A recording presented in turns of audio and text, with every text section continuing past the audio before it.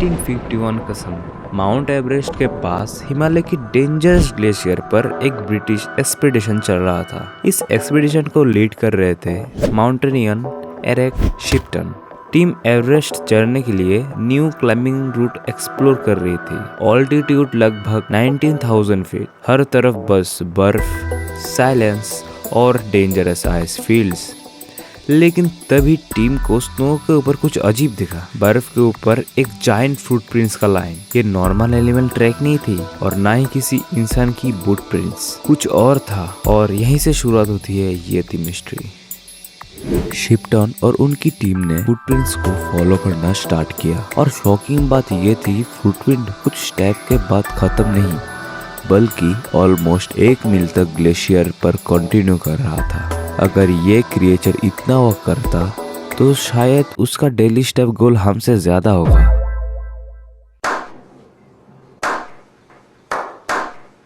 हर footprints unusual था। Size इतना बड़ा नॉर्मल ह्यूमन फुटप्रिंट जैसा लग ही नहीं रहा था। स्पेसिंग भी स्ट्रेंज थी।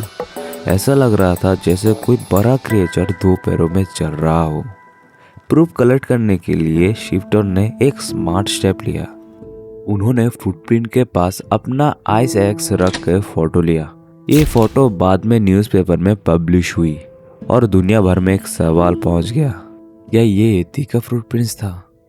जब रिसर्चर ने फोटो को एनालाइज किया, उन्हें कुछ स्ट्रेंज फीचर मिले। सबसे पहले फुटप्रिंट्स बहुत वाइड था, ऑलमोस्ट ह्यूमन बूट साइज से डबल वाइड।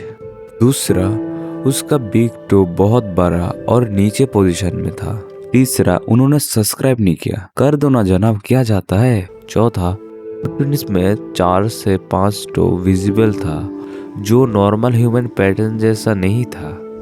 सबसे इंटरेस्टिंग बात, कोई शू मार्क, जानबूझकर ये शू पहना, कोई सा मार्क नहीं था। और क्लॉ, जैसे हम इसे ध्यान में रख के बोल सकते हैं कोई जानवर था, उसका क्लॉ भी था, वो भी नहीं था उधर। जो भी क्रिएचर था वो बेयर फुट स्नो पे चल रहा था। फुटप्रिंट का साइज देखकर साइंटिस्ट ने एस्टिमेट लगाया, क्रिएचर का हाइट हो सकता है 6 से 7 फीट और वेट हो सकता है 200 से 300 केजी।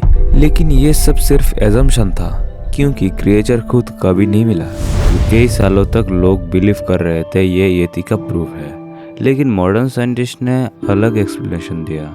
उनके अकॉर्डिंग ये फुटप्रिंट्स एक्चुअली हिमालयन बियर हो सकता है। जब बियर डीप स्नो पे चल रहा हो, उसका बैक पॉ फ्रंट पॉ के ऊपर लैंड करता है। Just like in the video, cat जब चल रहा होता है तो उसका बैक पॉ उसका फ्रंट पॉ के ऊपर लैंड करता है। ऐसे कुछ साइंटिस्ट ने एक्सप्लेनेशन दिया। और जब स्नो मेल्ट होता है तो फुटप्रिंट और भी बड़ा और डिस्टॉर्ट लगने लगता है। मतलब नेचर खुद एक इल्यूशन क्रिएट कर सकता है, लेकिन फिर भी एक प्रॉब्लम है। फुटप्रिंट लगभग 1 मील तक परफेक्टली अलाइंड था और कुछ प्रिंट बियर का स्ट्रक्चर मैच भी नहीं करते। तो सच क्या था? ये बियर का फुटप्रिंट्स था, इल्यूशन का, या फिर ये सच्ची में यति का फुटप्रिंट्स था? क्या एरिक शिप्टन ने सच में एक एक्सीलेंटली कैप्चर कर लिया यति का फुटप्रिंट, या फिर साइंटिस्ट ने जो बोला वो बकवास था? तो मुझे एक ऑनलाइन में ये फुटप्रिंट मिला हिमालयन बियर्स का, तो उसके साथ में मैच कर रहा हूँ। आप देख के बताना, क्या ये सच में क्या यति का था, या फिर मतलब यति का हम नहीं बोल सकते, किसी और अननोन एनिमल का था।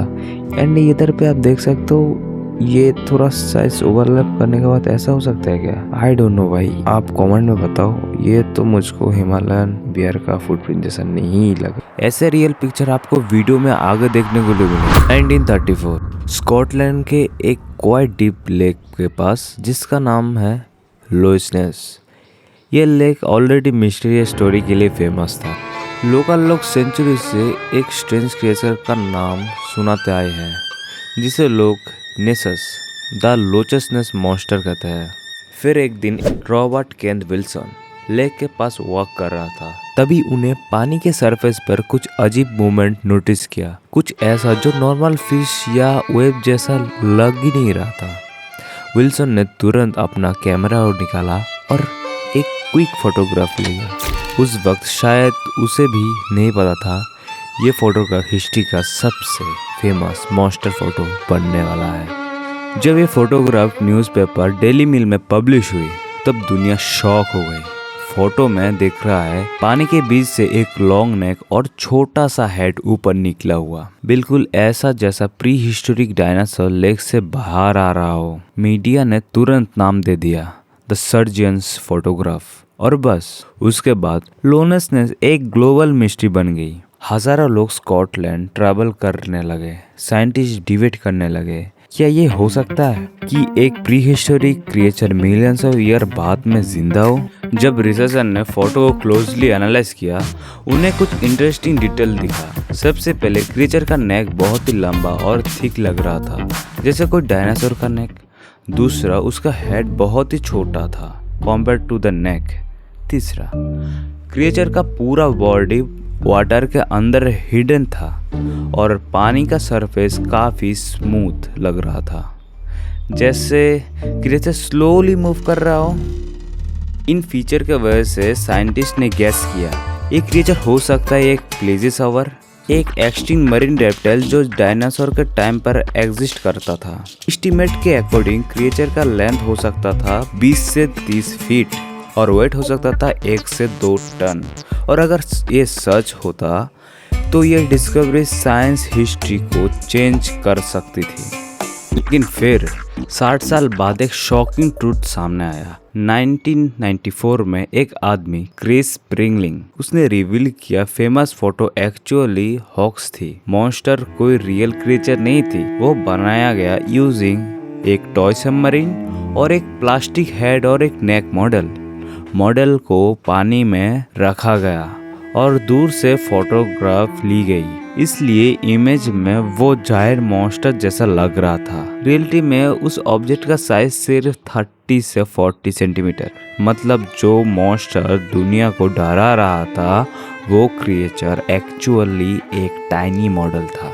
मैं आपको रियलिटी चेक दे रहा हूँ, जो इंटरनेट पे रियल है वो फेक भी हो सकता है। बोला जाए तो मैं इन सबको एक्सपोज कर रहा हूँ दिखाते, पर अगली वाले क्रिएचर जो है ना वो आपका माइंड को चेंज कर देगा।